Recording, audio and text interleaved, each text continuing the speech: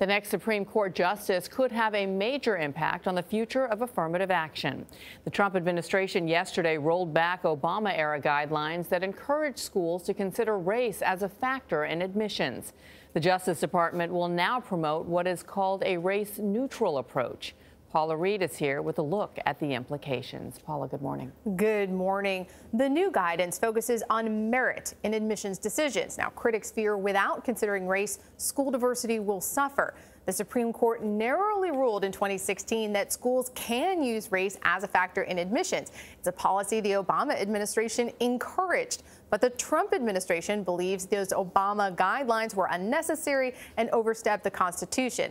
This new policy from the Trump administration does not change any law on affirmative action. Of course, only Congress can change the law, but schools can use this guidance to defend themselves in lawsuits.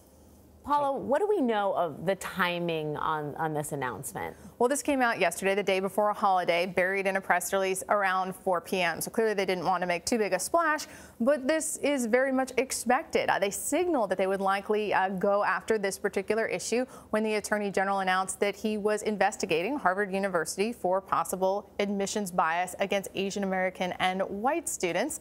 And again, this is all part of what happens between a lot of administrations from different parties. You kind of undo what the previous administration does. But you have to remember, civil rights were such a priority for the Obama Justice Department, and Attorney General Sessions has specifically targeted those policies for rollback, everything from police use of force to transgender rights, and here affirmative action. Paula, how does Justice Kennedy's retirement, the announcement of his retirement, how is that likely to impact the future of Supreme Court case decisions about affirmative action? Well, that 2016 case that I mentioned, Kennedy was the deciding vote, and that was a squeaker of a case.